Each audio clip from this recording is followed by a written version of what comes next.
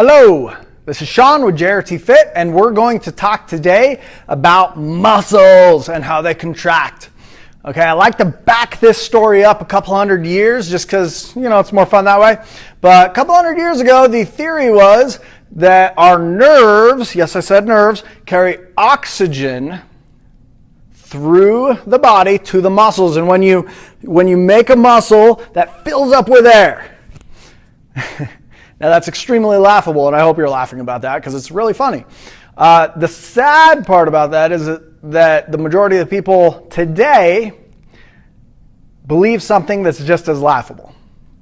And what they basically learned is that, oh wait, nerves actually conduct electricity. Learned that actually from a wagon wheel, kind of neat, back in the 1800s. And then they started playing with electrodes and, started zapping these muscles on these cadavers, dead people, and started noticing, oh wow, they contract when we do that. That must be what happens with our muscles, is our nerves go in there and they zap our muscles and that creates a contraction. And I know what you're thinking. There's actually some infomercial things that they still probably sell that basically are selling that idea. And you're right, they are. Unfortunately, that doesn't work either. See, when my brain says, hey, lift up this dumbbell or this weight or whatever, I'm not actually pointing at a dumbbell, obviously.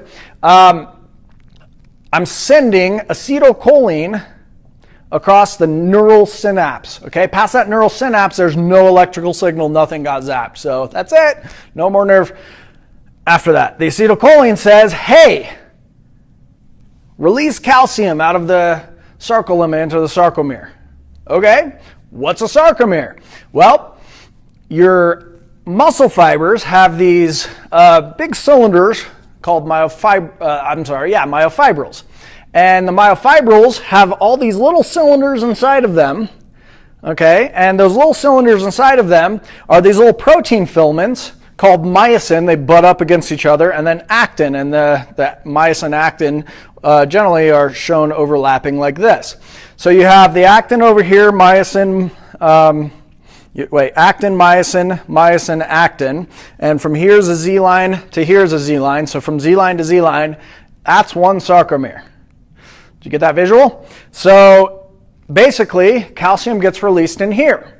And what happens, and now these are going to be actin and myosin. So actin, myosin, okay? Now the calcium comes up and it's a positively charged molecule, right? Ca++. And there's this little negatively charged nodule right here that the calcium actually connects to. Okay, and that releases this little thing on the actin that basically a hook can attach to. And now we're talking about the myosin. So the myosin has this little hair-like molecule that comes off of it called troponin that has a nice little hook at the end. I just mentioned a hook over here, right? So this hook over here attaches to this little thing that a hook can attach to and then pulls it across. Now, historically, whenever we've illustrated a muscle in a book or anything like that, we've always shown them together like this at rest and this contracted. Now, in reality, that happens in 1/1000th of a second when this happens, when you have that calcium and everything else and the troponin grabs onto that and pulls it over. So it happens extraordinarily quickly. And it can happen from 40 to 120 times per second, depending on type 1, type 2, type 2A, type 2B fibers. Anyways, very, very quickly. And then it releases back to here in another 1/1000th of a second. Now, the thing is that we still to this day have not gotten any volunteers. Maybe you're out there right now. We need a volunteer that's willing to get cut open while they're working out, where we can put a microscope up to you and kind of see what's happening while you're lifting. Any volunteers out there? Oh yeah, right, this isn't live. Anyway, so obviously that's not going to pass an ethics committee. We can't do it. Eventually, I'd like to see cameras actually injected into the muscles, and I think that would actually give us a great indication of what is actually happening during. But for now, we have to base everything on the cadavers.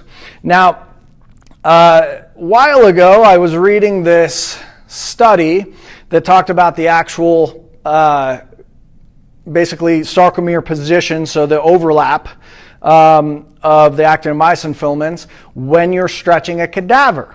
Okay, and basically what we learned is that they come really far apart from each other. Now they're still connected by something that we call a titin protein that acts like a rubber band. If you go too far apart, it'll still kind of bounce back. And a lot of people say, yeah, it bounces back right into position again. I don't think so. It can't always bounce back immediately to that position. As I talked about in another video with the stretching, there's a reason that when you stretch a muscle statically for 5 minutes or something like that, that you cannot go right into a contraction just as quickly and as well as if you didn't stretch. And this is the reason, because you've pulled the sarcomeres too far apart from, or the actin-myosin filaments too far apart from each other. The Z-lines have come too far apart, and they haven't yet made enough of these actin and myosin filaments actually overlap again, because they need this overlap in order to actually pull. It's a mechanical mechanism. It's not a zap. So that's actually where the J range comes from. Once I figured that out, I took it to the gym, and I said, you know what? There's got to be something that I feel. There's got to be, I'm very aware of my muscles. I can feel everything when I'm lifting weights. I can feel transference to my joints. I can feel everything else. Let's see if I can feel right before that transference happens instead of just basing it on a degree angle or anything like that. And so I did. I went to the gym and I felt it. I felt it for the first time. I noticed it. I said, oh my gosh, there's a last point. Our body actually tells us exactly where we're supposed to stop in a gym on any exercise. So I took it to my clients and I said, oh my gosh, I figured something out. And I explained it to them, and then I asked this super weird question. I asked, hey, you mind if I touch your muscles while you're working out? Now I picked an exercise that was, a little bit easier to ask them with some sort of lat pull or pull up or something like that, so I could feel their back. And in every case, they let me do it. And I said, oh my gosh, this is exciting. I can feel it on you. I can feel exactly when you should stop. And a lot of them could actually feel it as well. Some people can't, some people can. And the most exciting part about it is that everyone was different. So some people should stop very early on a lat pull. They come all the way down and then they should maybe stop here. While some people should go almost to here. And it was really neat that our bodies naturally tell us where your range of motion should be, your safety range. Now, I call it safety range. Why do I call it safety range? Well, if your lats, biceps, and posterior deltoid during a lat pull are all stretching, then there's transference to your joints. If during a bench press or a push-up, I'm going all the way down, then I'm transferring stuff to my shoulders because my anterior deltoid, my coracobrachialis, my triceps brachii, and my pectoralis major are all stretching, which means that the majority of these actin and myosin filaments are too far apart from each other to actually make a good contraction. So it was awesome. I couldn't believe it, but I kept going with it. And it actually works. It's much safer. I haven't injured anyone because of range of motion in years and over a decade. And it's freaking awesome. The other cool part about it is that it actually is more efficient. Okay, I like to talk about efficiency when we talk about overload in the gym. So no matter what we're trying to do in here, no matter what it is, what lift we're doing, we're attempting to overload something in order to force an adaptation on your body. So in order to overload something, we have to put the most amount of stress on it possible. So I like to parallel an analogy of overloading the temperature of water. And we'll call overloading the temperature of water boiling water. So we put water in a pot on the burner, turn the burner to high, and we leave it there. We don't sit there and lift it off, put it back down, lift it off, put it back down, lift it off, put it back down. That'd be ridiculous. So my question is, in the gym, why do we do that? Why do we lift it off, put it back down, lift it off, put it back down? So it's more efficient. And I can attest that my clients get so much better results than any full range or even other idea on partial range of motion training that they've ever done.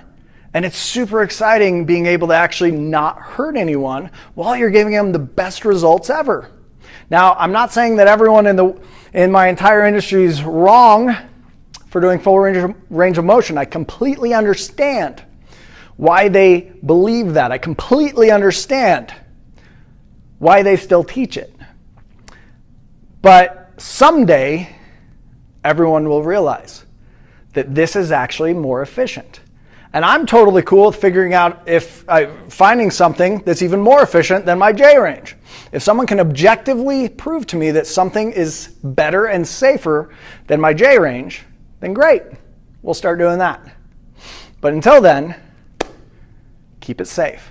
So love to meet you. My website is jrtfit.com. I'm a fellow with the National Board of Fitness Examiners and love to meet you soon. Have a great day.